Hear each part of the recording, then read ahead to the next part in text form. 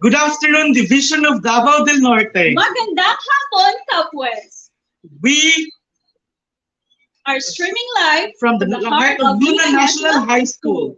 To our school's Division Superintendent, Dr. D. Silva. Our Assistant Schools Division Superintendent, Dr. Rebecca C. Sabot. Our Curriculum Implementation Division Chief, Dr. Edward C. Amugis. Our Schools Governance Operation Division Chief, Sir Romel M. Pilot. Our Public Schools District Supervisor, Dr. Marlon Ibalado. Our beloved principal from Luna National High School, Dr. Alma R. Canton. Faculty and staff of Kapalong West District. Students, parents, and guests, a wonderful day to everyone. Good afternoon, Kasibya Jel. Good afternoon, Kasibya Cards. Kumusta? Okay lang, patuloy pa rin ang malaban sa modular learning. Wow, sa'yo naman. So, for this time, let us read some comments from our live audience for this afternoon. I'm sure excited na ang ating mga students and guests to watch our streaming.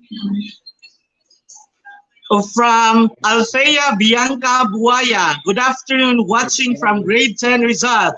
This from Luna National High School. Wow. We also have from Jolos May Danila, good afternoon, watching from grade 11 Sapphire. Good afternoon to you, students. Meron pa. Good afternoon po. This is Jetlyn Ramirez, grade 10 Rizal, watching and learning from Luna National High School. Wow naman, watching and learning talaga, no? Oo naman, kasi via cards. Masaya. Porsigido talaga sila matuto. Oo naman talaga. We also have from Eunice Pacon. Good afternoon, everyone watching from grade 10 Rizal. Hello, hello. Hello, grade 10 students. Very excited. Parang sobrang active na mga grade 10 students natin ngayon. Yes, kanina pa to naghihintay talaga. Kaya nga. We also have from Willa Basilio. Good afternoon, watching from grade 10 Rizal. Good afternoon. Okay, parang wala na. Kasi via cards. Okay. To officially open our Sibyahanan sa KapWest for this afternoon's live streaming, let us have our nationalistic song to be followed by a convocation via audiovisual presentation.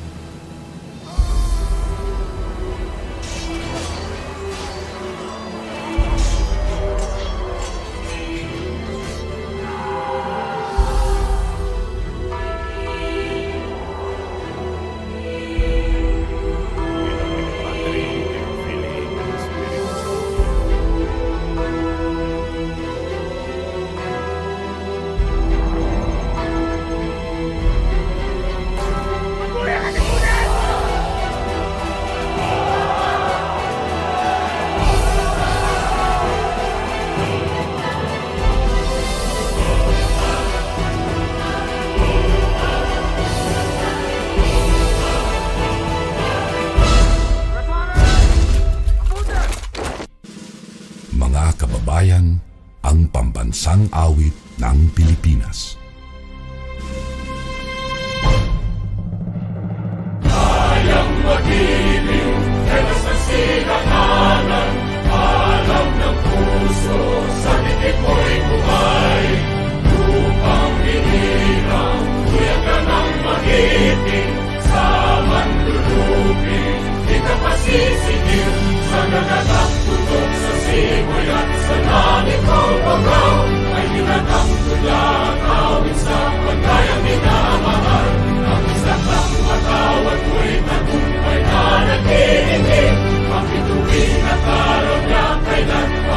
nakikinig.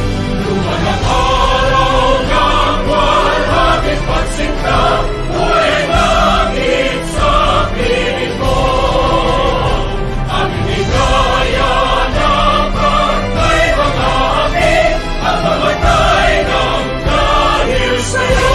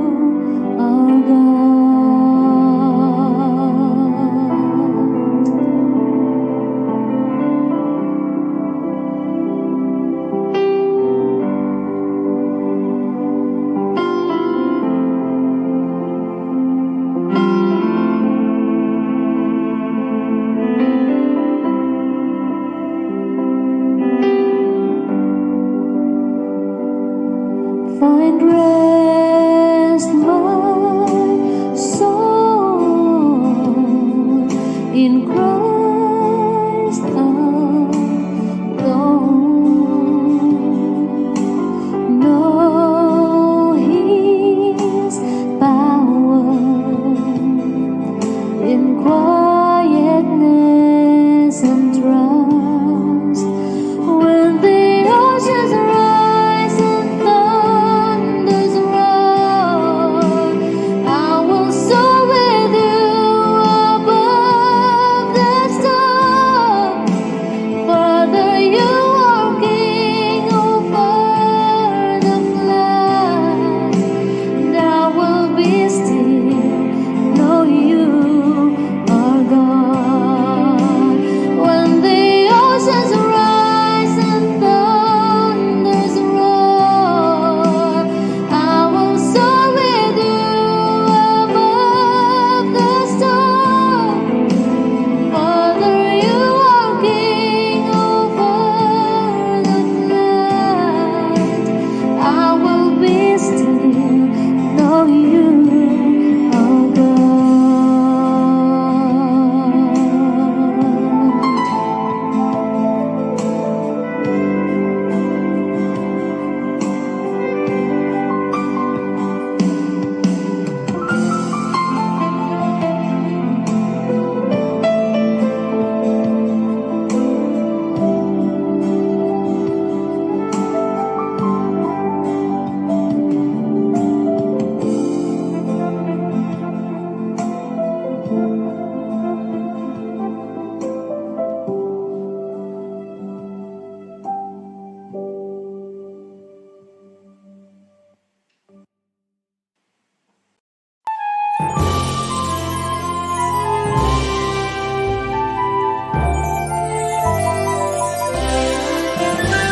Kami mga taga-Davao del Norte, lalawigan namin sinisinta. Sagana sa mga kalikasan, magagandang kabukiran. Pagsasaka, negosyo, pagmimina, ang aming pangkabuhayan. Mamamaya'y maligaya sa dakilang lalawigan. Gobyerno, pribado, religyoso, nagkakaisa sa paglutas ng problema. Mga tao'y laging nagtutulungan, nauunlad ang aming bayan. Kapayapaan ang aming lipunan, ang siyang hangarin ng lahat. Mamamaya'y maligaya sa dakilang lalawigan.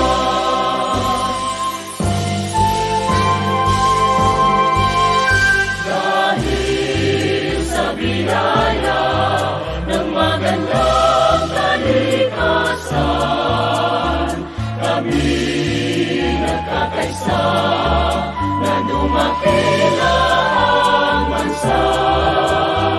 Lakas ng aming buhay sa bayan ay bibigay. Manatiling maglilingkod, magpahanggang sa libingan. Dahil sa biyaya ng magandang kalikasan, kami nagkakaisa na dumakila ang bansa. Lakas ng aming buhay sa bayan ay bibigay. Manatiling maglilingkod, Davao del Norte, mabuhay!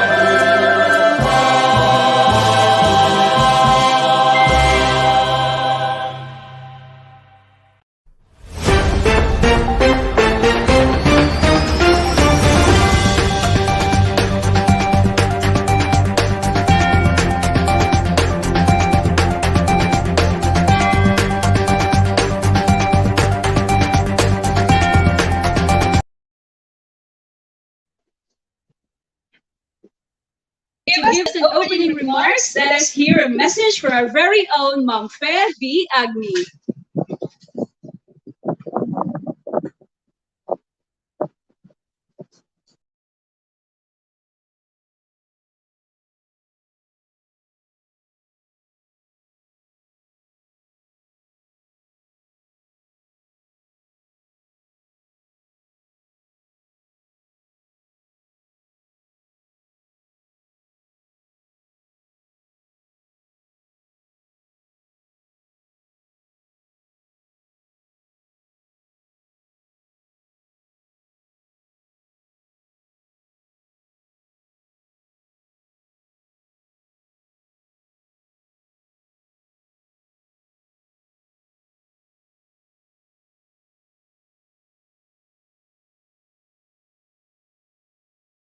Our SBOD Chief, Sir Ramel Impilo, and to our Public Schools District Supervisor, Dr. Marlon G. Ibrado.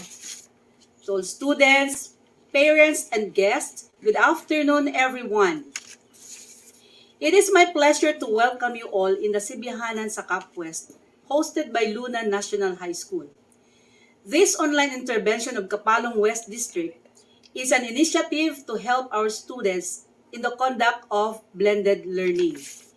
We would hope that this activity could help our students for the understanding of their subjects and their self-learning modules. Thank you so much and God bless.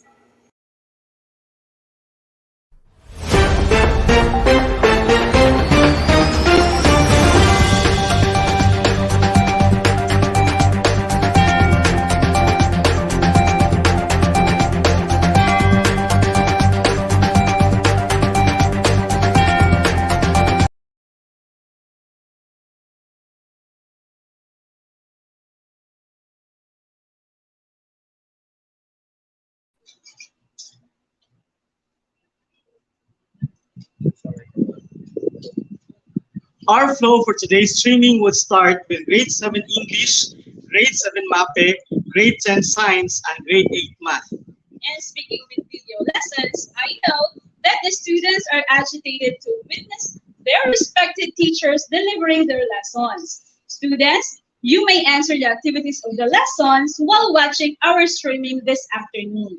Yes, kasi Biakars, lalo na ngayon na ang mga bata ay nasa kanilang pamamahay. Kaya ang mga bata ay porsigidong sagutan ang kanilang mga modules. Tupak ka dyan, Sir Jeff, kasi Jeff. Kaya naman, simulan na natin ang unang magbibigay sa atin ng makabuluhang aralin na walang iba kundi si Kasibya Grace. Kasibya Grace, ikaw na!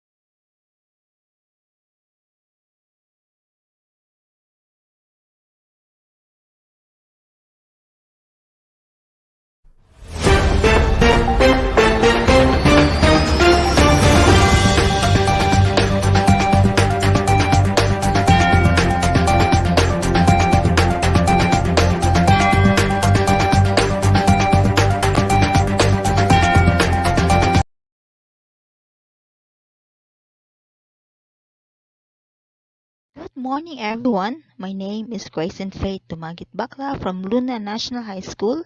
Today we will be learning English, and the topic is expressing one's beliefs and convictions based on material viewed. And in this lesson, you will be learning 3 important things.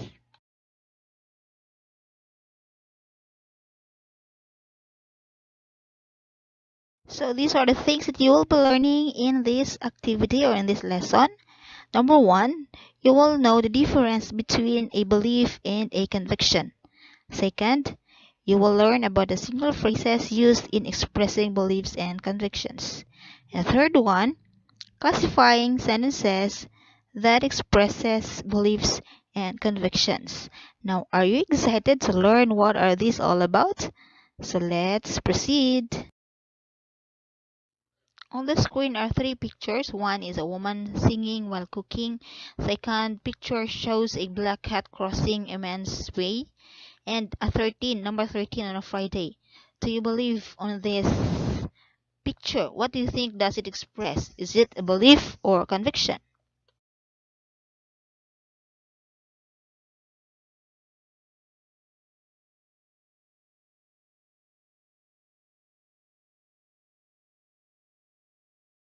Okay, in order to easily find out what does those pictures express, let's define first belief.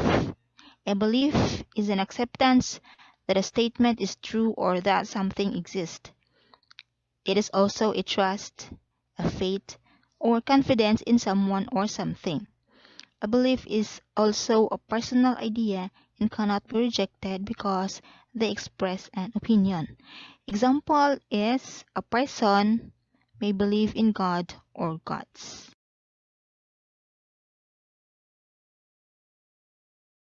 Other examples of beliefs are shown on the screen. First picture is a hand washing. It is a supposedly practice or to be practiced to prevent the spread of coronavirus. And that's just a belief. And second picture shows pagmamano. It is a way of showing respect to elders.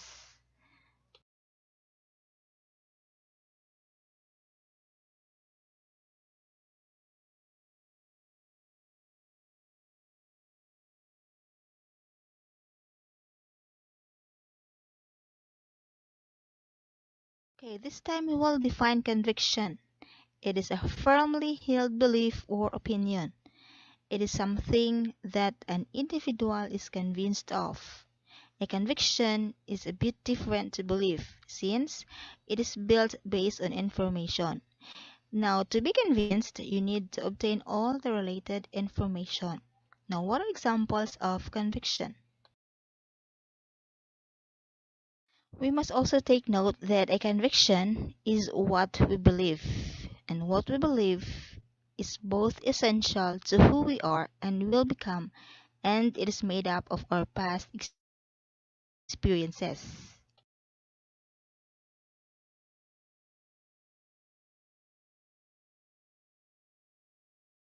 Example of conviction. The picture shows a seat or a chair where people are seated apart. So example, in my personal view, it is necessary to follow social distancing to ensure safety for all.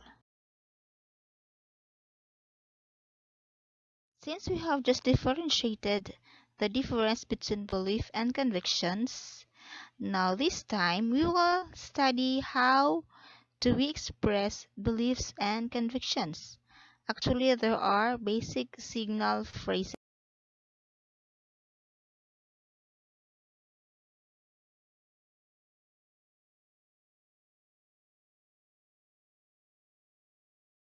Okay, we need to use the basic signal phrases in expressing beliefs and convictions.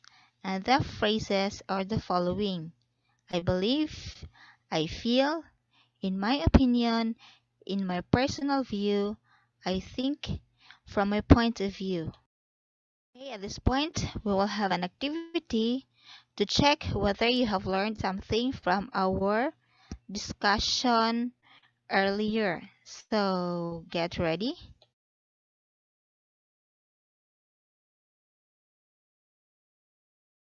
For our first activity, you need to study the following pictures, and then you identify if the sentences are considered beliefs or convictions. The first picture shows a black butterfly, and the sentence is this: I believe that when a black butterfly enters our house, it signals something. The second picture is about a Filipino dining etiquette. We will find out the sentences described in the pictures, and we will try to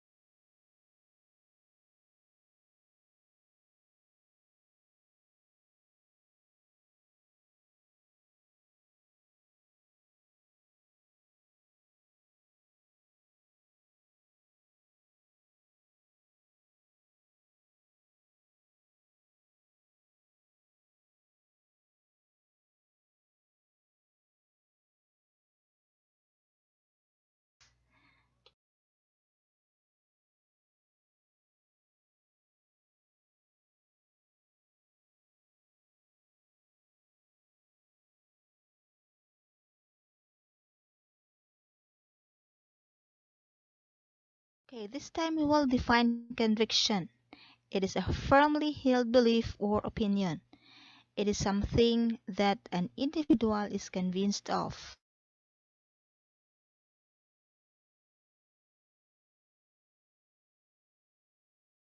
To be convinced, you need to obtain all the related information.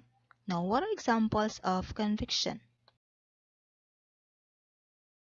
We must also take note that a conviction is what we believe, and what we believe is both essential to who we are and will become, and it is made up of our past experiences.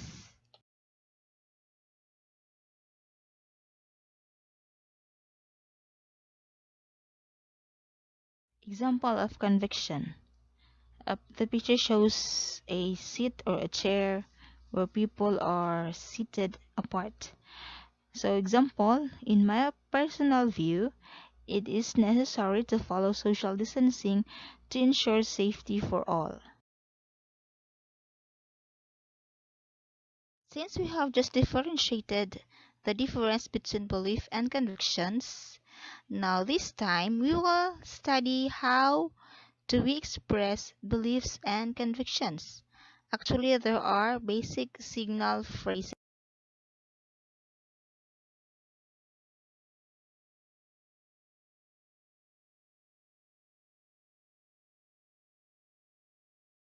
Okay, we need to use the basic signal phrases in expressing beliefs and convictions.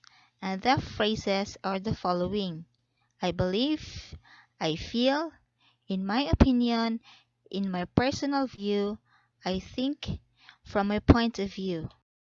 Okay, at this point, we will have an activity to check whether you have learned something from our discussion earlier. So get ready.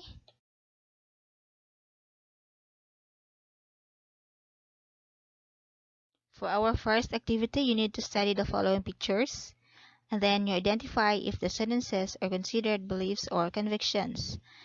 The first picture shows a black butterfly, and the sentence is this: I believe that when a black butterfly enters our house, it signals something. The second picture is about a Filipino dining etiquette. We will find out the sentences described in the pictures, and we will try to classify what does it express. Okay, in the second picture, the sentences are the following. Number 2, I believe that we can be early when invited to eat. Number 3, in my opinion, Filipinos have fork and spoon as typical utensils. Number 4, in my personal view, burping is acceptable.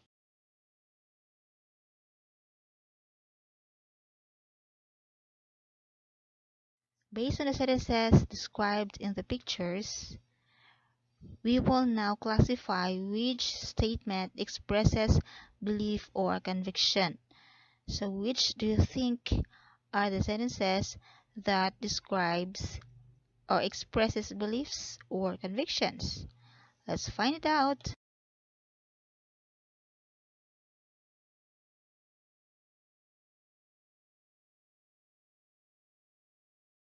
Well, I guess you have already identified which sentences expresses beliefs and convictions. So, the following are the sentences based on personal beliefs. 1. I believe that when a black butterfly enters our house, it signals something. Of course, it's very true because I believe in olden times in which a black butterfly enters the house, our grandparents would usually say that someone from our relatives has died. So there's a belief. Second, I believe that we can be early when invited to eat. So it's your choice, it's your belief. It's up to you whether you come early or you have to arrive late. Okay, so these are the sentences based on specific information. Number 3, in my opinion, Filipinos have fork and spoon as typical utensils. It is correct. Why? Because in our kitchen, the Filipino kitchen, we usually have the fork and spoon. So we seldom have these chopsticks for our utensils, especially in eating. Then number 4, in my personal view, burping is acceptable. Of course, burping is a sign where you are full and you are thankful because you have just eaten a sumptuous meal. And we often say thank you after we burped. So this is a sentence based on a specific information. Okay, you've done a great job. Congratulations, students. You have just finished another learning experience on expressing beliefs and convictions based on material viewed. Don't forget to use the signal phrases in expressing your beliefs and convictions. And always remember that an opinion is a belief that you hold. A conviction is a belief that holds you. Few would be willing to give up their lives for an opinion, but many have died to stay true to their convictions. These are the words from Michael Youssef. Thank you for watching, guys. I hope you have learned a lot from this topic, and God bless everyone. Till next time.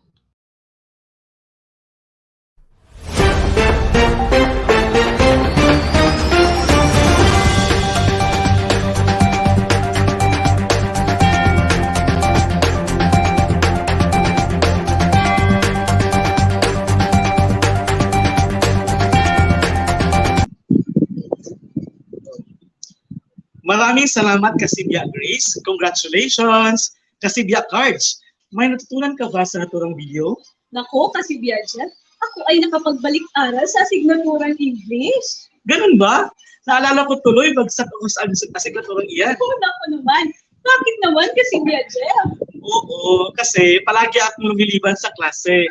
Pero sa bandang huli, natutunan ko paano maiging mag-aral. Lalo na kung katulad ni Kasibya Grace, yung aking guro. Oo naman. Pag may tiyaga, may balabas kang makukuha. Joke lang, kasi Jeff. At ngayon, basahin naman natin ang mga comments and greetings ng ating mga live viewers. Coming from Jeremiah Agreda. Good afternoon po, Jeremiah G. Agreda from Grade 9 Cordillera, watching and learning from Luna National High School. Hashtag Cordillera. Good afternoon. Coming from Nora Alor Biago Salingata. Good PM. Mercy Grace Salingata watching from grade 7, Sampaguita. Hello, grade 7 learners. Coming from Sir Dennis Cristinso, Go Luna National High School. Hello, Sir Dennis. Good afternoon. We also have from Mark Gregor Bacos. Good afternoon, everyone watching from grade 8 Yakal. Hello, hello, mga grade 8 students. Good afternoon, everyone watching from grade 10 Rizal, coming from BJ Anino. Good afternoon. Hello, hello. And then we have from Lumusnero M. Ivan Ray. Good afternoon, everyone watching from Luna. Grade 7 Kamya with heart pa talaga yan. Oo Kasi naman. Excited na excited sila sa mga video lessons natin ngayong hapon. Tama ka dyan. Kaya naman, this time, let's proceed to our second presenter coming from grade 7 MAPI, no other than Kasibya Jane. Kasibya Jane, ikaw na!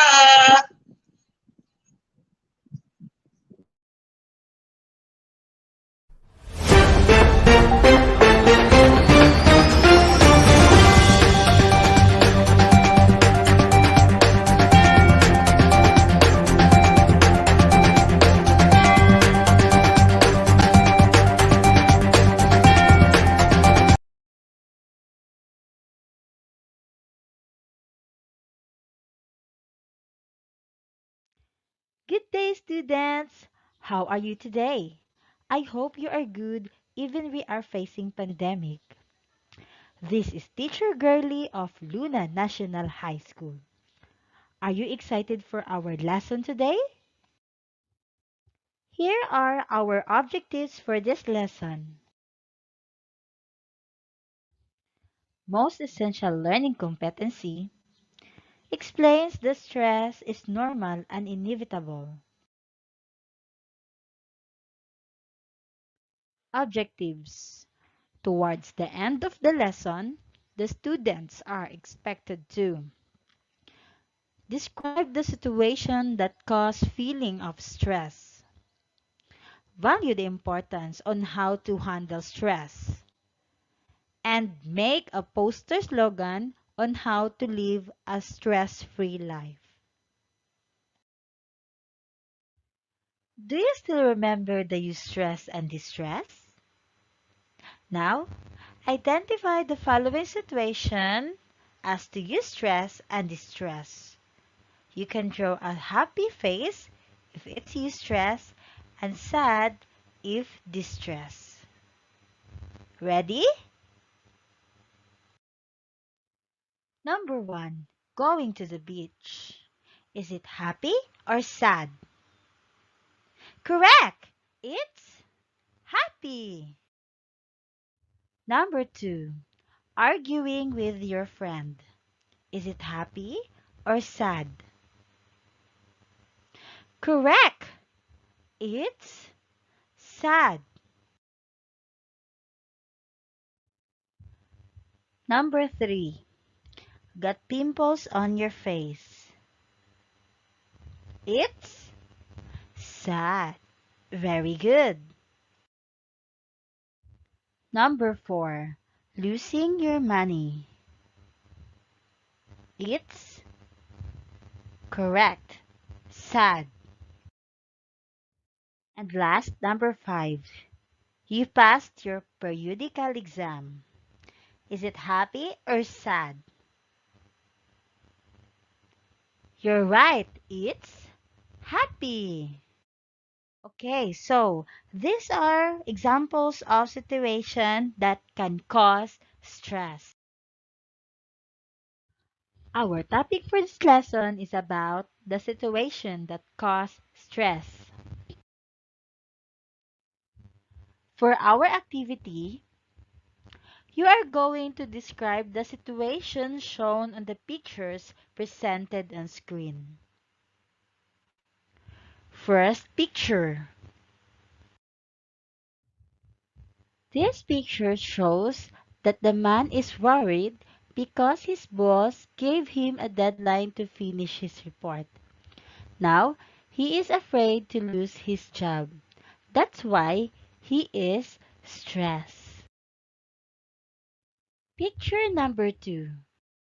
The picture shows that the boy and the girl are worried because of the pimples on their faces. As you can see, they are experiencing puberty. There are lots of changes happening in puberty stage, like physical, emotional, mental, and social. That is why some of teenagers get stressed when they notice changes on their body. Answer these following questions. What do you feel when you are stressed? Of course, you will feel tired, worried, uneasy, not motivated, and changes of appetite, like you will not eat or too much eating.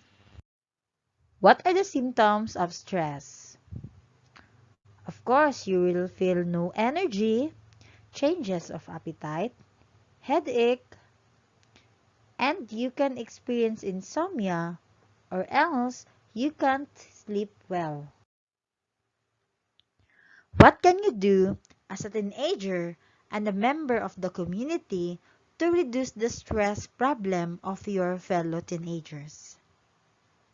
You can create organization to advocate the needs of the people on how to manage stress using your social media like Facebook, Messenger, Instagram, YouTube, and etc. You can do vlog and give inspirational advices to our young teens. How will you handle stress? Pressure of paperwork, modules, deadline of assignments, and etc. makes you stress. Stress is normal because every day we are facing uncertain situations, new challenges and trials in life. But take it as a challenge. All you have to do is to rest and stay calm so that you can think for best solution. Take a break, go to the place where you can find peace, stay positive, and of course, pray. Ask for help to God. What is stress? Is defined as the physiological and emotional responses to a significant or unexpected change one's life. Once you get stressed, your brain, body, and emotion are affected, and it's up to you on how to respond to the unexpected change of life. Stress is normal. Always think that stress is spices in life. Here are some situations that can cause stress. What are ways to reduce stress? Spend time with the nature. Go to the place where you can renew your energy and find peace. Connect with people. It will help to lessen your burden if you ask help or advice coming from your family, friends, guidance counselor, or better ask help from the expert. Get enough sleep. Sleep at least 8 hours a day. Exercise. It helps to reduce your stress by doing physical activity like jogging, walking, and Zumba. Last but not the least, praying. If you feel that you can't handle your stress anymore, pray, ask God for guidance, peace of mind, an answer for the solution of your problem. According to his scripture found in Proverbs chapter 3, verses 5 to 6, trust in the Lord with all your heart and lean not to your understanding. In all your ways, acknowledge him, and he shall direct your path. Why is mental health important?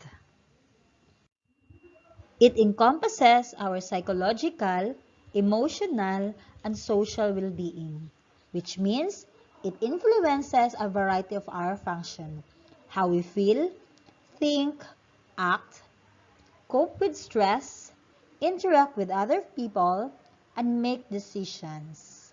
All of these are impacted by the state of our mental health and well-being. We all know that the master organ of our body is brain. Once our brain is disturbed, it is impossible for us to focus on our work. And if it lasts for a long time, it might affect our health, relationship to our family and friends. If our emotion is highly affected and not prevented, it will lead to depression. To give you more information about mental health, watch this. Alam mo na ba? Ang mental health ay isang mahalagang bahagi ng ating pangkabuuang kalusugan. Walang health kung walang mental health. Ayon nga sa World Health Organization, mental health is a state of well-being in which an individual realizes his or her own abilities, can cope with the normal stresses of life, can work productively, and is able to make a contribution to his or her community. Ang mental health ay mahalaga sa ating pangkabuuan at individual na abilidad magtrabaho, mag-isip, makaramdam at mabuhay. Kaya naman ngayong panahon ng pandemya, huwag kalimutang pangalagaan ang ating mental health tulad ng pag-aalaga natin sa ating physical health. Ang self-care ay isa sa pinakamabisang paraan upang pangalagaan ang ating mental health. Ang simpleng pag-exercise o pagtutok sa ating mga hobbies ay isang paraan ng self-care. Care for yourself, bigyang oras ang sarili at mga bagay na nagbibigay sa'yo ng saya. Nagkakaroon ka na rin ba ng Zoom fatigue dahil sa meetings o di kaya ay sa online class? Huwag kalimutang magpahinga. Importanteng maglaan ng break at ipahinga ang utak. Maglaro muna ng paboritong games. Malaking tulong ang breathing exercises sa pagpapakalma at para maibsan ang ating pakiramdam. Matuto ring mag-set ng boundaries para sa iyong work-life balance. Matutong irespeto ang work boundaries ng iyong mga katrabaho. Dahil sa pandemya ang ating kinakaharap, hindi mapigilan na tayo ay mapalayo sa ating mga mahal sa buhay. Ngunit hindi dapat maging hadlang ang distansya upang tayo ay mag-hashtag care for others. Kumusta mo na ba sina lolo at lola this week? How about sina mama at papa? Mga kapatid, kaklase? Kung hindi pa, ang isang simpleng kumusta sa pamamagitan ng video or voice calls o text messages ay tiyak na makatutulong sa kanilang mental well-being. Care for others, ang isang malakas na support system, ay nakakatulong rin sa pagpapabuti ng ating mental health. Kung ikaw o sino man sa iyong kakilala ang nangangailangan na makipag-usap sa isang mental health professional, tumawag lamang sa mga numerong ito mula sa National Center for Mental Health. Now, using your illustration board and coloring materials, you are going to make a poster slogan to show on how to live a stress-free life.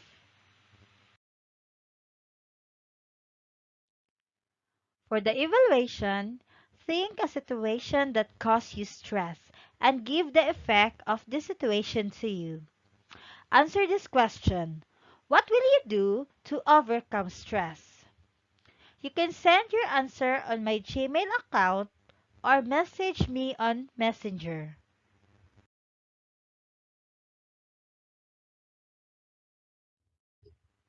For your assignment, in a one whole sheet of paper, analyze each situation and write the possible response of your body.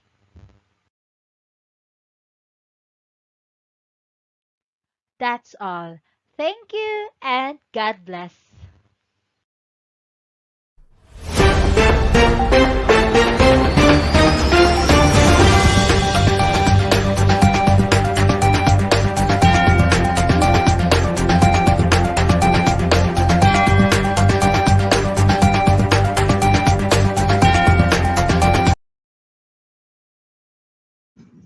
Congratulations, Kasibya J!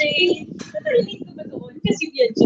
Oo naman, Kasibya Cards. Alam mo ba, speaking of stress, ang stress tala ang tugot sa akin.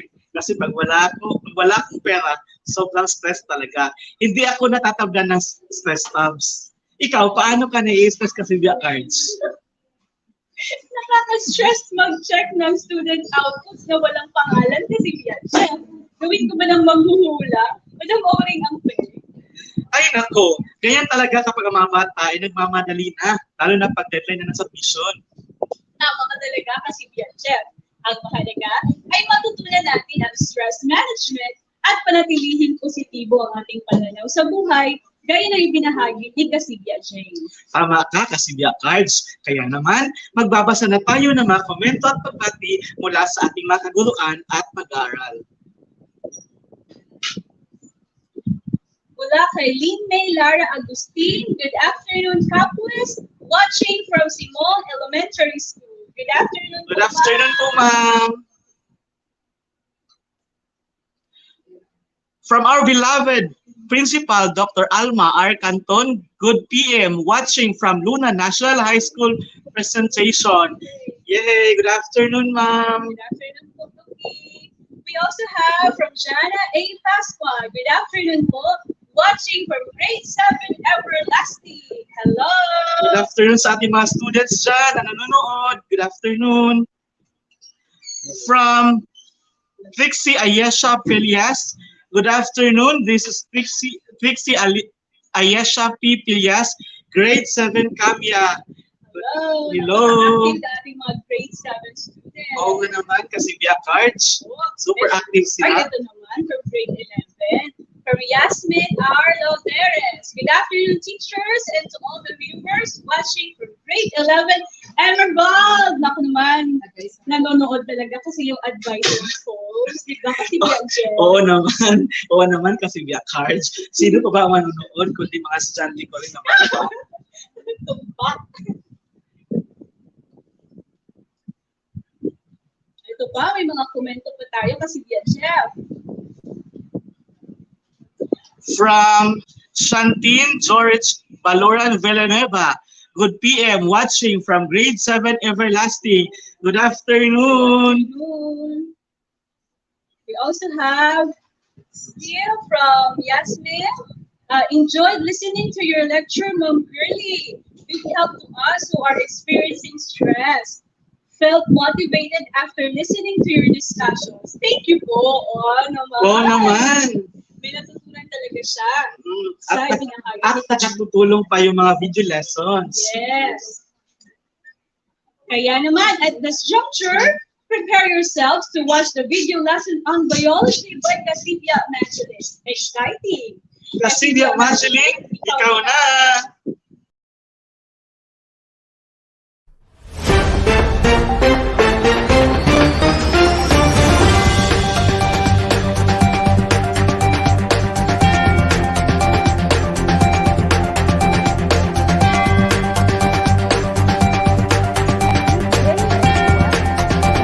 To our learners out there, I am Madeline A. Icalina from Luna National High School, a Science 10 teacher.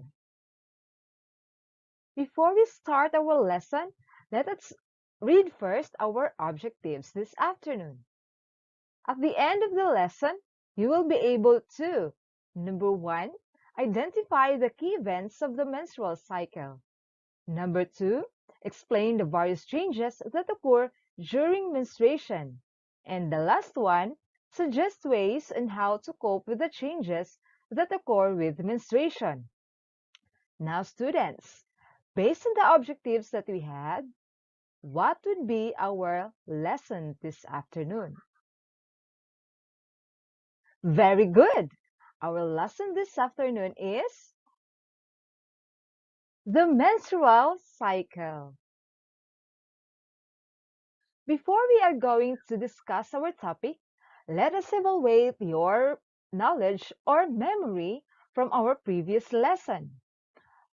Pancreas produces this hormone that regulates blood sugar levels. What is this hormone? Very good. The hormone is called insulin. Next, this gland produces thyroid hormones that regulate body metabolism and storage of calcium in bones. What is this gland? Well done. The gland is the thyroid. The last one, this gland produces estrogen and progesterone hormones that influence development of the secondary female sexual characteristics and maturation of the egg cells and ovulation. What is this gland? Good job! This gland is the ovary, or we have 2 ovaries, that is why ovaries. Now let us watch a video, but before that, a copyright disclaimer, I do not own this video. All rights belong to its rightful owner or owners. No copyright infringement intended. For educational purpose only. Are you ready? Let's all watch it. You're slowly becoming a woman. Yes, I am. Like a chrysalis becoming a butterfly. Your body is becoming an adult. You're slowly becoming a woman. Yes, I am. Like a chrysalis becoming a butterfly. Your body is becoming an adult. My body is becoming an adult too? Yes. The shape of your body is becoming curvy like an adult. And your breasts will be growing, And some of your friends will probably start wearing bras soon. Also, hair will start to grow. Some of my friends are wearing bras already. It's easy to see the changes on the outside of your body, but the inside of your body is becoming an adult as well. You'll have discharge and start your period. I've heard of the period. I heard it makes your stomach hurt. Your period is a very important part of growing up. Sometimes your stomach might hurt, but everyone has different symptoms, so there's no need to worry. I see. Okay, based on the video, what is the major changes that occur in a girl during puberty stage? Very good. The girl is having a period, or that is what we call a menstrual cycle. Now let's have an activity entitled The Wheel Keeps on Turning. You are going to identify the number of days in a month that correspond to the different events in a menstrual cycle and color them accordingly in the menstrual diagram. So this is our menstrual diagram, and you are going to color the number of days in a month that correspond to the phase or the events during menstrual cycle. Are you ready? Let's do it! Let's do the first phase, the menstruation phase. It described as the discharge of blood from the uterine wall. These days are numbers blank and will be colored red. Now let's color the color wheel with the red color. How many days do we have in menstruation? Okay, very good. In menstruation phase, different girls have different menstruation length, but the usual is 5 to 7 days. So that is why we color the wheel from 1 to 7 days with a red color. Very good. Now what happened during menstruation phase? As you can see in the diagram, the uterine lining sheds, this one sheds, and it described as the discharge of blood. So as you can see, the uterine lining shed during this phase. The next phase is the follicular phase. Follicular phase covers the first half of the menstrual cycle. These days are numbers blank and will be colored yellow. Let's color the wheel with the color yellow. Do we have the same answer? Very good. Okay, since the follicular phase is the half of the menstrual cycle, this is from day 1 to day 13. So during this phase, the uterine lining starts to thicken with a new layer of tissue. An egg is developing in the ovary.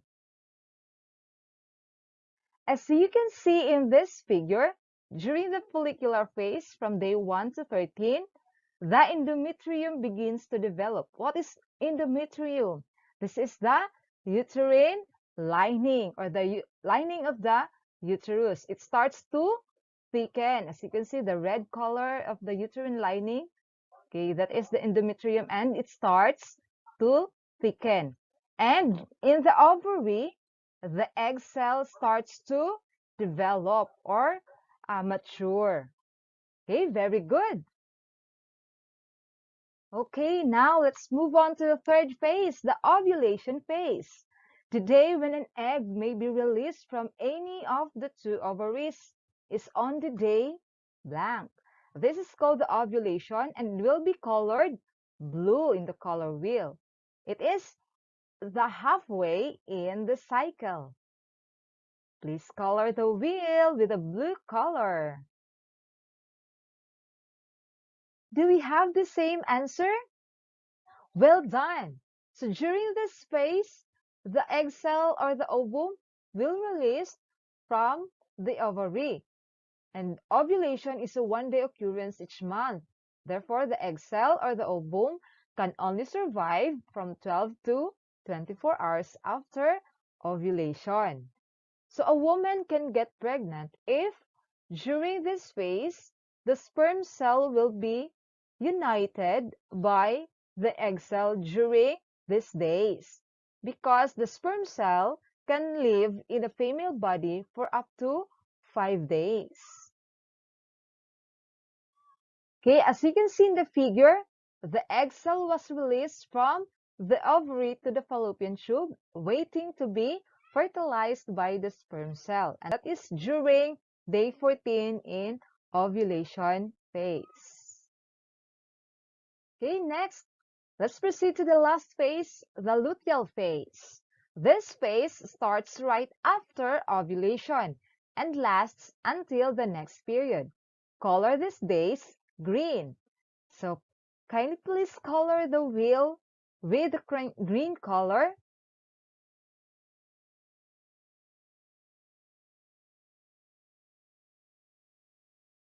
The luteal phase is after ovulation, that is day 15 to day 28.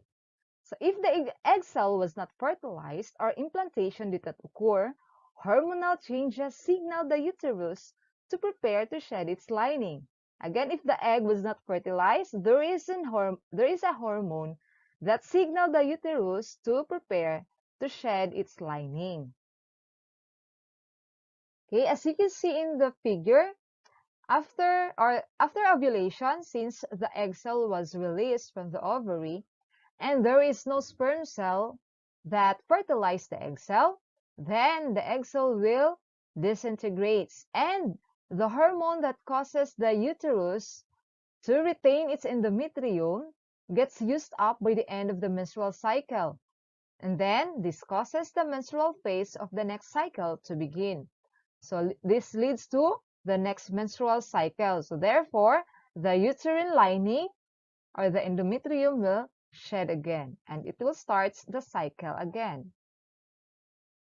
And did you know that the coolest thing about the luteal phase is that it is almost always the same length of 14 to 15 days in all cycles and for all women with periods.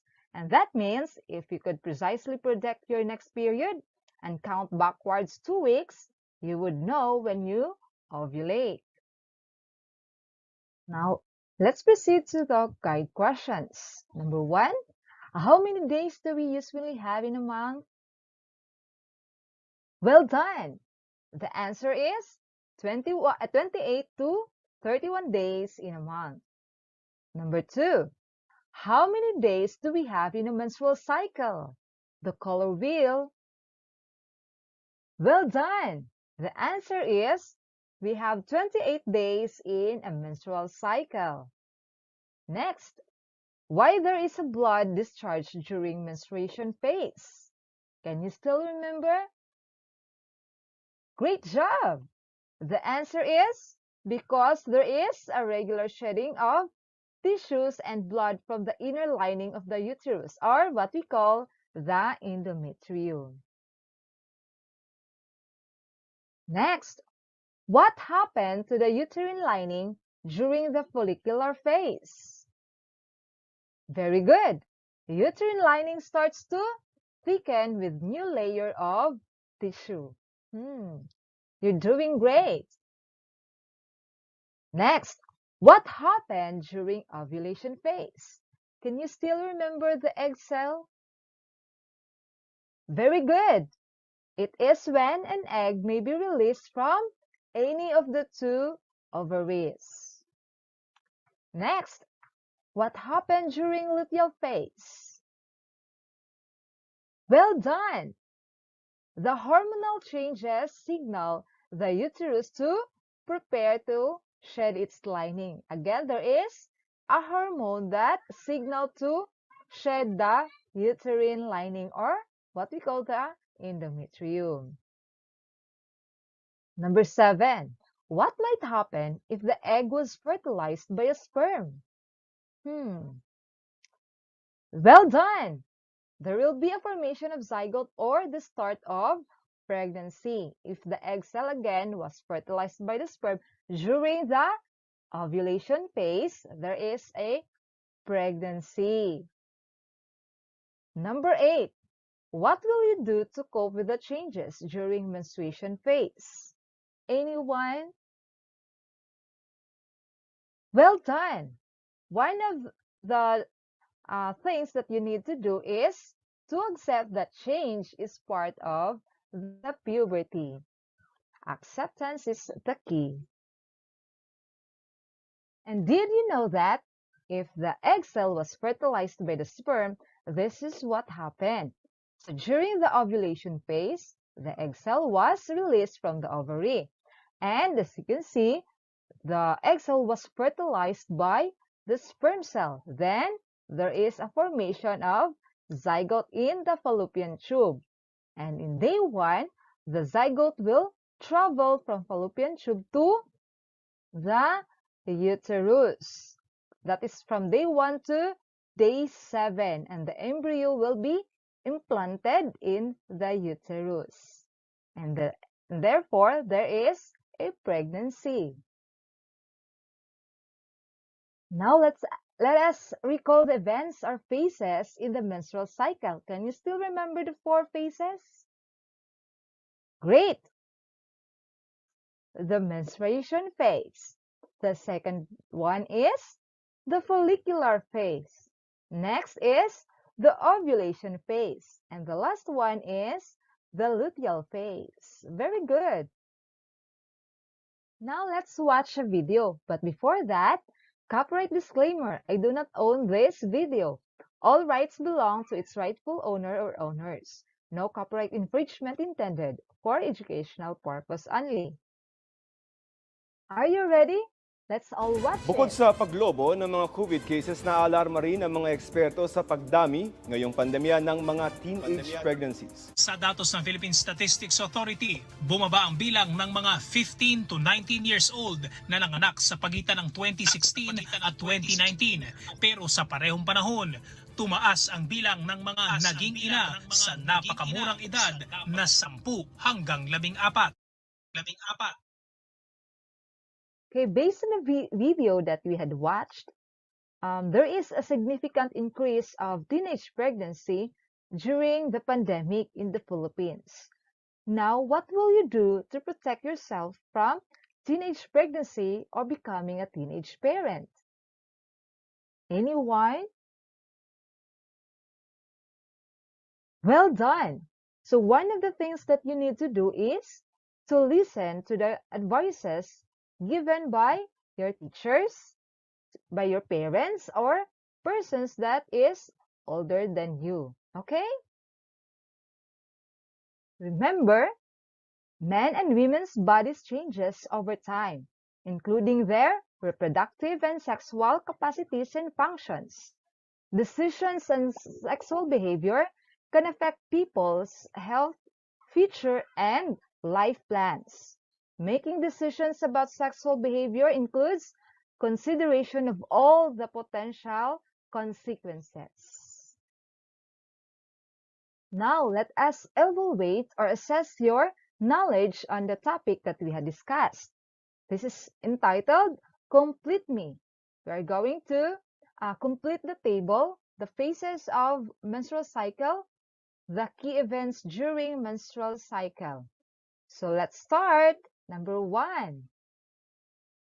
Okay, this is now the picture, and the phase of menstrual cycle is the menstruation phase. So what is the key events or what happened during menstruation phase?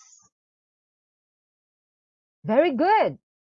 There is a discharge of blood from the uterine wall or the uterine lining. You're doing great. Now, number 2. Okay, this is now the picture. And the key event is the uterine lining starts to thicken with new layer of tissue and the egg in the ovary is developing. What is the phase of menstrual cycle? Anyone? Very good. The phase is the follicular phase. Okay, next, number 3. The picture is this one. Can you still remember? And the key events during that phase is the egg cell was released. Again, was released from the ovary waiting to be fertilized by the sperm cell. So what is the phase? Well done. The answer is ovulation phase.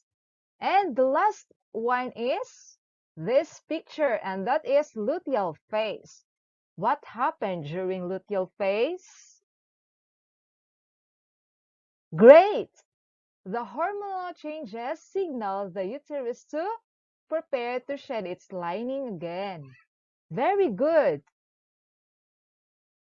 Congratulations, everyone! You've done a great job. Now, for your assignment, it is entitled Find Me. Search the functions of the hormones that are responsible during menstrual period of a woman. So this is the glands, the anterior pituitary and ovaries. Now these are the hormones in pituitary gland, the FSH, LH, and in ovaries are the estrogen and progesterone. What you're going to do is you are going to search or find the functions of each hormone, the FSH, LH, estrogen, and progesterone. Okay? Again, this is Marjoline A. Icalina, a science teacher from Luna National High School. Happy learning, everyone! Goodbye!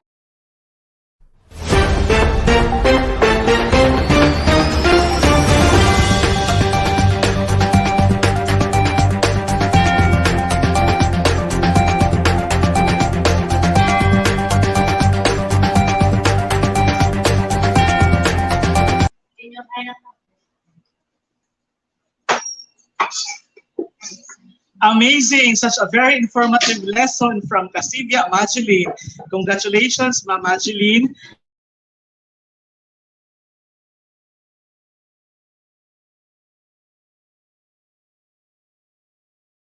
Ang proseso ng menstrual cycle.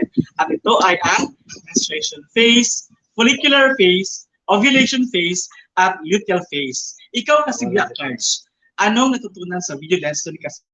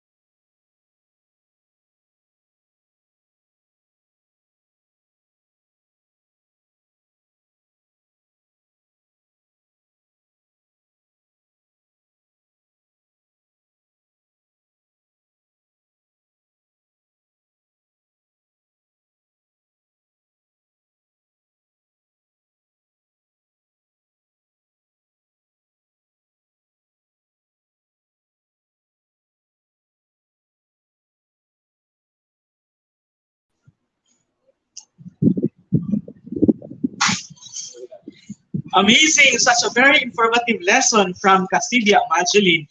Congratulations, Kasibya Majeline. Alam mo ba, Kasibya Cards, may natutunan ako sa kanyang aralin. Ano naman yun, Kasibya Jeff? Ang isang babae ay dumadaan sa 4 na proseso ng menstrual cycle. At ito ay ang menstruation phase, follicular phase, ovulation phase, at luteal phase. Ikaw, Kasibya Cards, anong natutunan sa video lesson ni Kasibya Mageline? Ako, kasi Jeff, natutunan ko na sa biological process pala ay naghihintay lamang ang mga egg cells sa mga sperm cells. Ibig sabihin, tayong mga babae, kaming mga babae, ay maghihintay lamang sa mga lalaki. Talagang Pilipina, yes. Wow, hugot! Kaya naman, magbabasa tayo ng mga hugot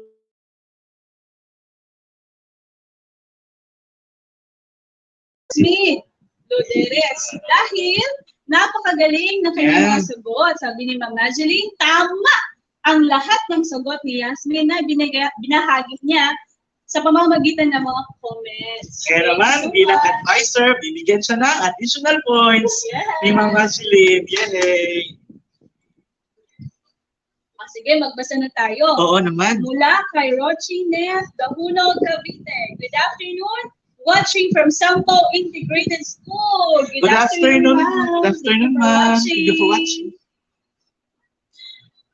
Coming from Rayo Tumamaw. Good afternoon po. Watching from grade 8 Mulavi po. Hi, good afternoon. Enjoy watching.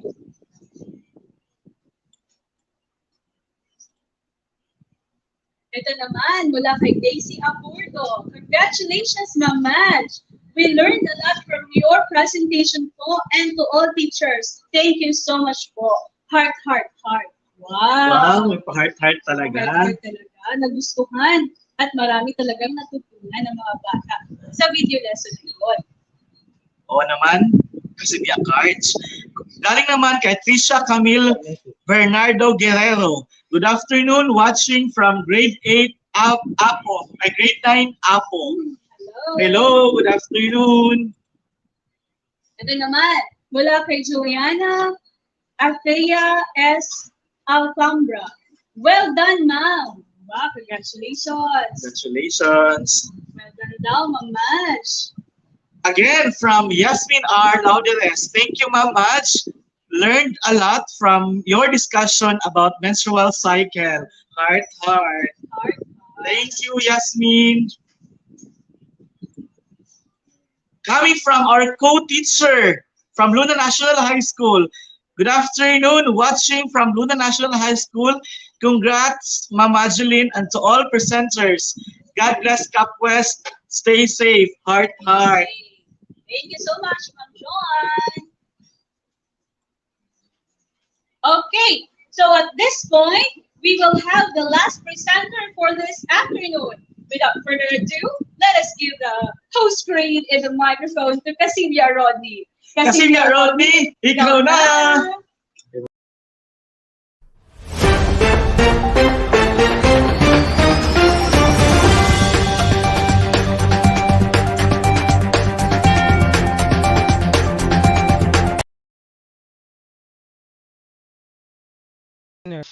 Welcome to our episode for this afternoon. I'm your teacher Rodney from Luna National High School. Today we will be discussing about congruent triangles or triangle congruence. These are the objectives. Towards the end of the lesson, the students are able to first define congruent triangles. Second, we will determine if two triangles are congruent using the definition of congruence. But before we begin, let's try to see if you will have an idea or prior knowledge regarding our lesson for today. Let us try to answer the following multiple choice questions. You will be given 10 seconds to answer each question. Are you ready to answer? Here is the first question. If triangle SIT is congruent to triangle HOP, which angle is congruent to angle T? A. Angle H, B. Angle I, C. Angle P, D. Angle S. Timer starts now.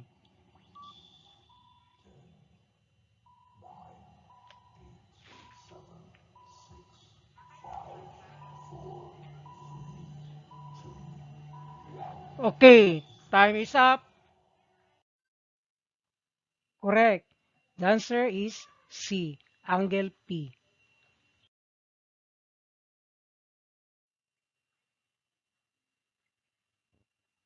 For the second question, given the 6 pairs of corresponding parts of congruent triangles, namely, segment MN is congruent to segment XY.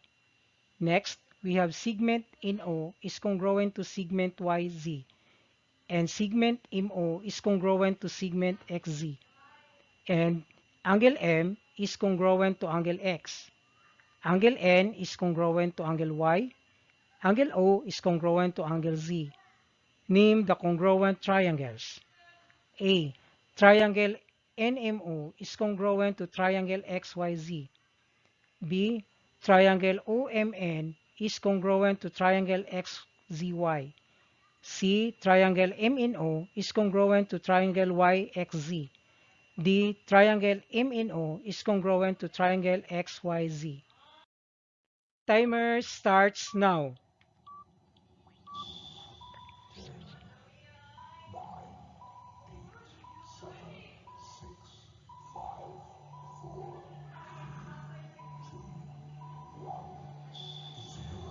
Okay, time is up. D. Very good. Triangle MNO is congruent to triangle XYZ. Did you get 2 correct answers? If yes, good job. That is the product of advanced reading. If not, let's go deeper of what is triangle congruence. In geometry context, what do you think is the term related to same size and shape, or identical in size and shape? Had you remembered this term? You had already encountered this term since you were in grade 7? So what is the term?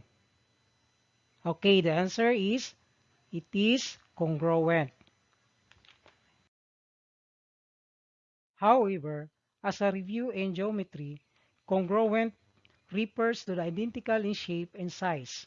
The symbol used for congruent is an equal sign with a tilde above it. And another term for congruent is similar, but in mathematics, the word congruent is most often used.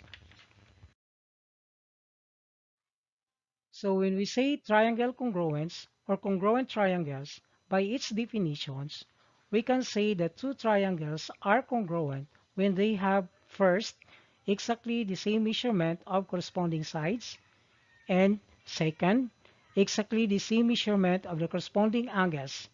Again, 2 triangles are congruent when they have exactly the same measurement of the corresponding sides and exactly the same measurement of the corresponding angles. Now, to go deeper on these definitions, let us have an examples.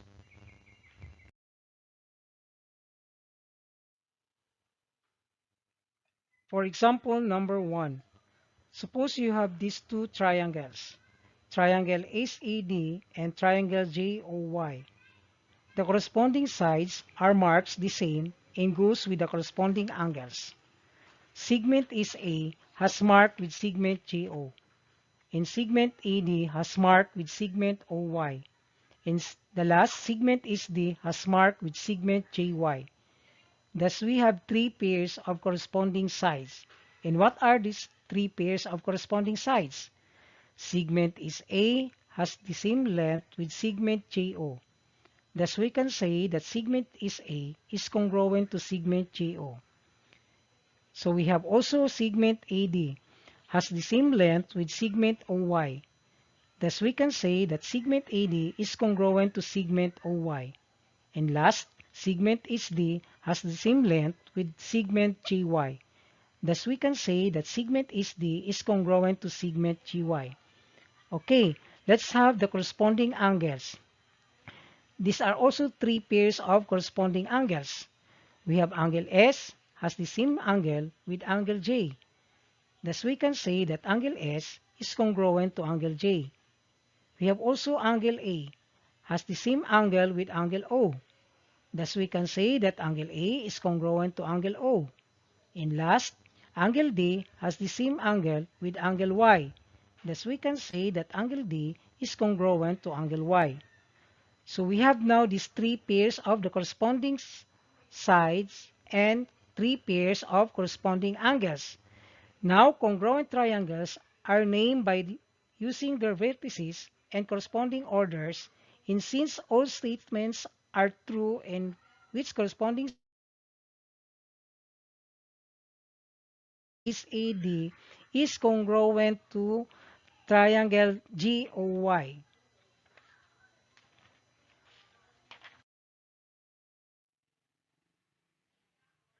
Let's have another example. So we have two triangles, triangle SUM and triangle DIV. The corresponding sides are marked the same and goes with the corresponding angles. Segment SU have mark with segment DI. Segment UM have mark with segment IV. Segment SM have mark with segment DV. Let us start on the corresponding sides. These are segment SU has the same length with segment DI. Thus we can say that segment SU is congruent to segment DI. We have also segment UM has the same length with segment IV. Thus we can say that segment UM is congruent to segment IV. And last, segment SM has the same length with segment DV. Thus we can say that segment SM is congruent to segment DV. Now we have also three pairs of corresponding angles. Angle S has the same angle with angle D. Thus we can say that angle S is congruent to angle D. We have also angle U has the same angle with angle I. Thus we can say that angle U is congruent to angle I. And angle M has the same angle with angle V. Thus we can say that angle M is congruent to angle V. And since 6 pairs of corresponding parts of these two triangles congruent, thus we can say that triangle SUM is congruent to triangle DIV. Now let's have a quick practice in determining two triangles are congruent using the definition of congruent triangles. So here's the problem. Suppose we have two triangles, triangle PQR and triangle MUL. First, you have to write all pairs of corresponding sides. Second, write all pairs of corresponding angles. And the third, determine if two triangles are congruent. Based on the given examples that I have given to you using congruent triangles, I think you can now answer this problem. So let's have this practice. Okay, so again, we have 3 pairs of corresponding sides. So what are those 3 pairs of corresponding sides? So we have segment PQ has the same length with segment MU. Thus we can say that segment PQ is congruent to segment MU. Next, segment QR has the same length with segment UL. Thus we can say that segment QR is congruent to segment UL. And segment PR has the same length with segment ML. Thus we can say that segment PR is congruent to segment ML. We have also 3 pairs of corresponding angles. We have angle P has the same angle with angle M. Thus we can say that angle P is congruent to angle M. Next, angle Q has the same angle with angle U. Thus we can say that angle Q is congruent to angle U. And last, angle R has the same angle with angle L. That we can say that angle R is congruent to angle L. Since we have 6 pairs of corresponding parts of the two given triangles, thus we can say that triangle PQR is congruent to triangle MUL. I think you are now really understood in our discussion. Again, remember triangle congruence. Two triangles are congruent when they have first, exactly the same measurement of the corresponding sides, and second, exactly the same measurement of the corresponding angles. And corresponding sides are marked the same and goes with the corresponding angles. And congruent triangles are named by listing their vertices in corresponding orders. Okay, so now it's your turn. Let us assist in your understanding about triangle congruent. Kindly prepare your ballpen and paper. Choose the letter of the correct answer. You are given 10 seconds to answer for each item. Are you ready to answer? Here is the question number 1. Given the 6 pairs of corresponding parts of congruent triangles, namely segment TR is congruent to segment OU, segment RY is congruent to segment UT, and segment TY is congruent to segment OT, and angle T is congruent to angle O. Angle R is congruent to angle U, and angle Y is congruent to angle T. Name the 2 congruent triangles. A. Triangle RTY is congruent to triangle TOU. B. Triangle RTY is congruent to triangle OUT. C. Triangle YRT is congruent to triangle TOU. D. Triangle TRY is congruent to triangle OUT. Timer starts now.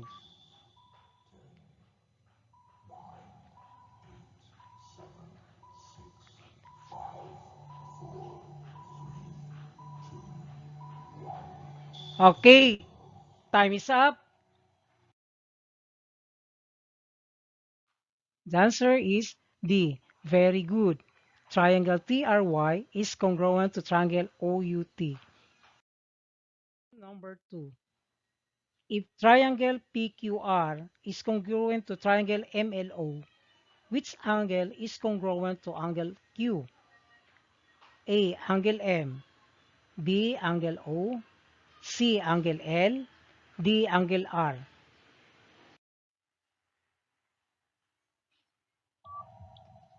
Timer starts now.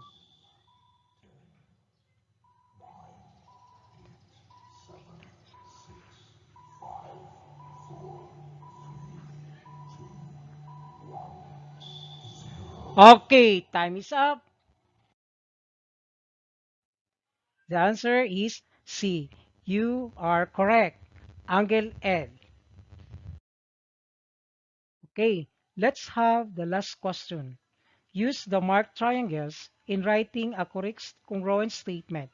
We have triangle DRM and triangle STX. A. Segment DR is congruent to segment ST. Segment RM is congruent to segment TX. Segment MD is congruent to segment XS. Triangle DRM is congruent to triangle STX. B. Segment XS is congruent to segment RM. Segment DM is congruent to segment XT. Segment RD is congruent to segment TS. Triangle DRM is congruent to triangle STX. C. Segment XS is congruent to segment MR. Segment DM is congruent to segment TX. Segment DR is congruent to segment ST. Triangle DRM is congruent to triangle STX. D. Segment MR is congruent to segment XT. Segment MD is congruent to segment TX. Segment DR is congruent to segment TS. Triangle DRM is congruent to triangle STX. Timer starts now.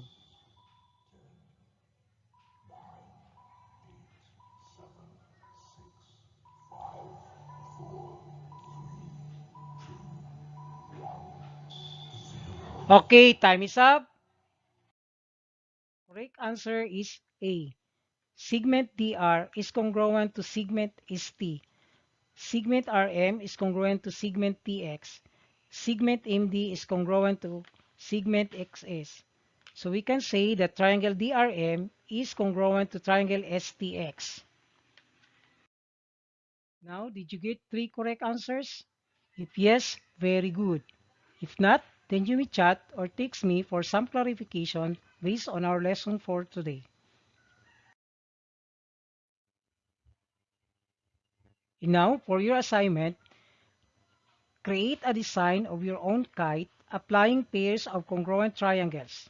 You may use colors to enhance your design. Here is now the criteria.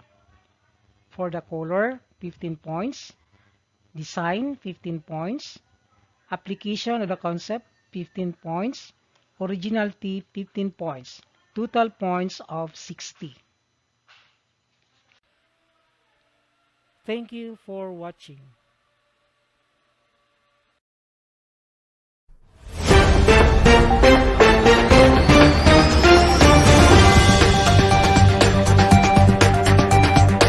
On deck.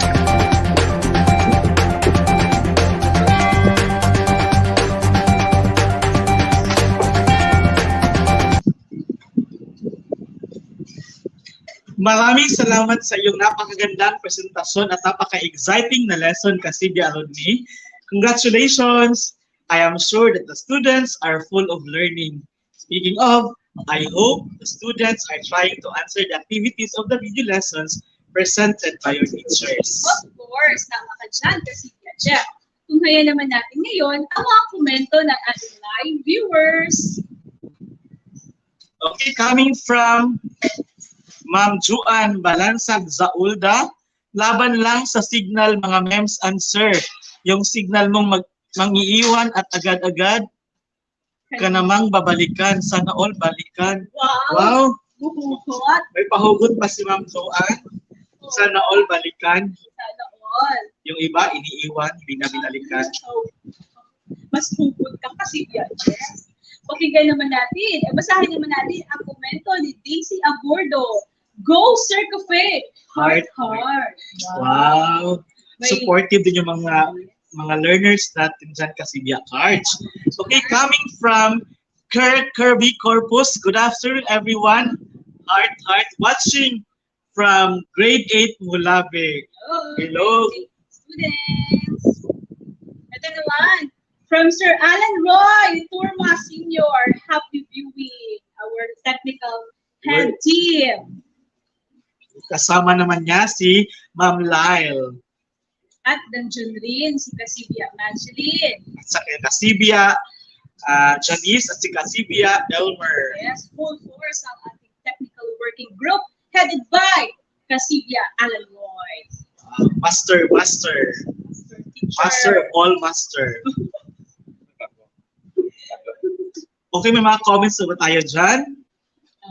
Okay. Sa lahat ng mga nanonood sa hapong ito, nawa na-enjoy ninyo ang panunood at marami kayong natutunan. Definitely, Kasibya Jeff. Ang pangunahing layunin naman talaga ng Sibyahanan sa KapWest ay magbigay ng alternatibong solusyon upang makatulong sa pag-aaral ng mga bata na magpatuloy na matuto sa kabila ng pandemya. Indeed, Kasibya Cards. Kaya naman mga bata, mag-aral kayong mabuti para sa pagkamit ng inyong mga pangarap. Bukas ng hapon, sabayan niyo pa rin kami tunghayan ng mga iba pang video lessons mula sa Luna National High School. This has been your host, Kasibya Jeff and Kasibya Cards, saying, sipag at syaga ay maghasakap sa iyong pangarap. Kilos na! Ikaw na! Paalam!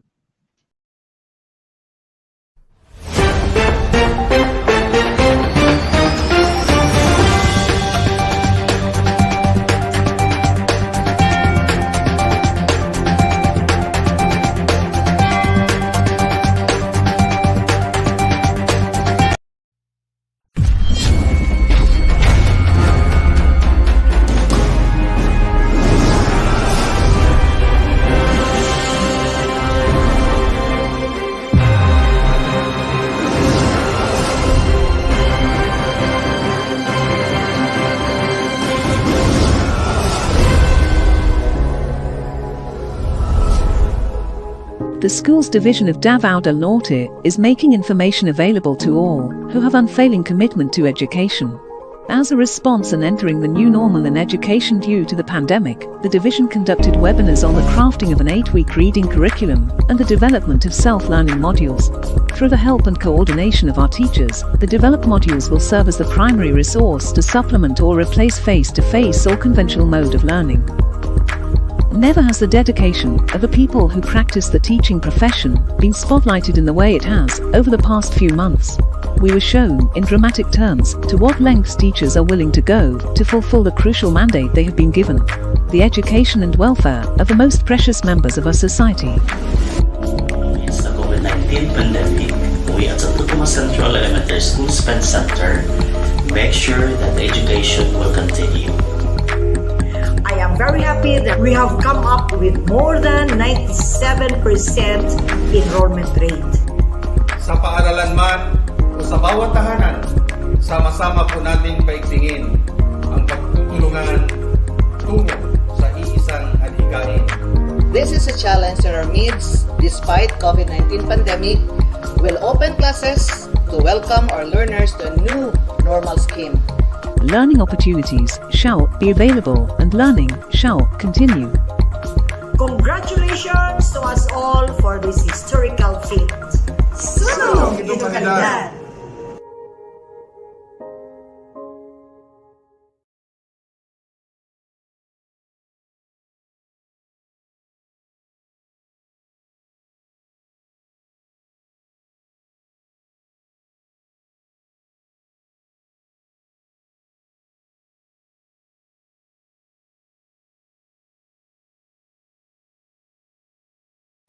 Isa sa pinakamatinding isyu sa Pilipinas ang pagkalulong ng mga kabataan sa droga.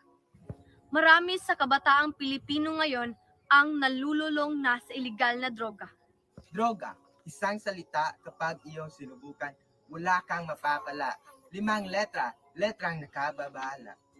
Di mo ba alam? Basta't iyong sinubukan, tiyak kapahamakan ang iyong mararanasan. Ramdam mo pa sa iyong kapaligiran? Ang mga matang na tila ba'y may gustong ipaglaban at meron namang nagbubulag-bulagan sa isyong pangkapaligiran na droga ang dahilan. Okay ka lang ba sa iyong nakikita? Kadahasan, patayan, na tila ba'y wala ng katahimikan?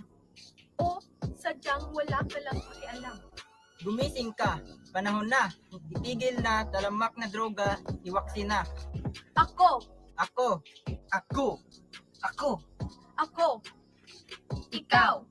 Tayo! Isang barkada kontra droga!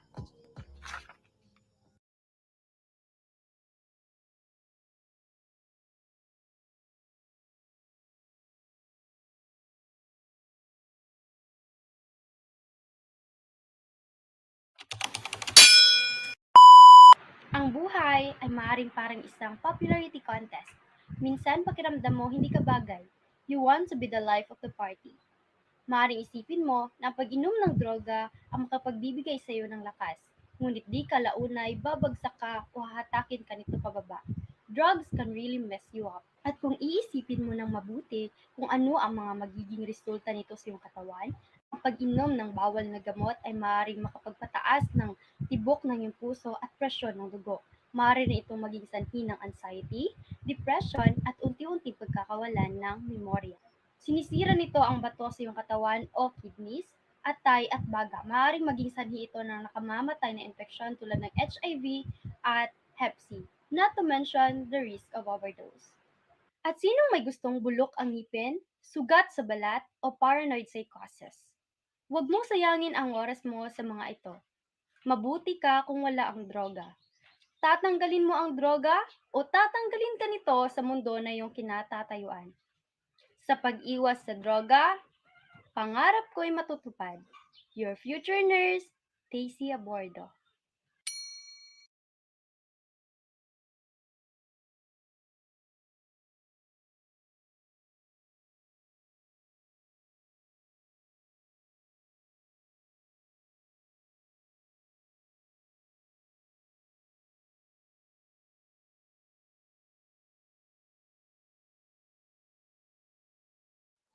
I have a big plans for my future. That's why I won't let drugs get in the way of my dream. Life is too precious to be wasted. So, stay away from drugs, be responsible of your action or decision, and choose to be drug-free. Life is what you make it, so make it drug-free. Drug-free is the key of your success. I am Charmin A. Cajente, the future chef.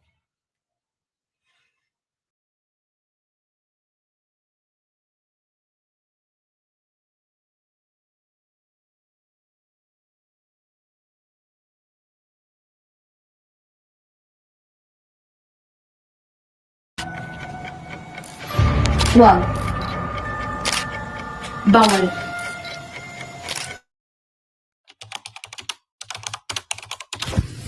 Being addicted to drugs can ruin a promising young person's life, and it's important to know and value it. The goal of prevention is someone from partaking in a harmful action that has substantial consequences before those consequences. In the case of teenage substance abuse prevention, this can range from stopping teens from taking drinks of alcohol to restricting access to more dangerous drugs.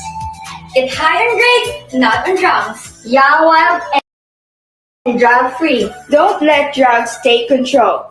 Be the solution, not the problem.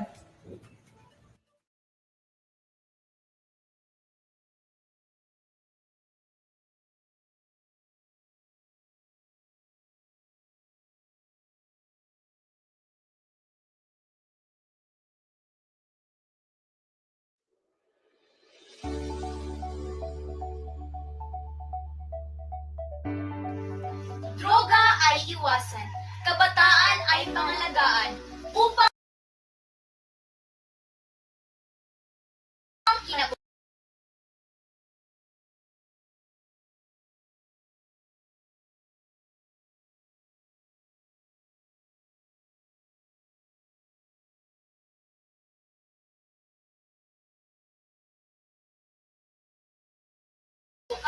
ay maingatan. Ako si Jess.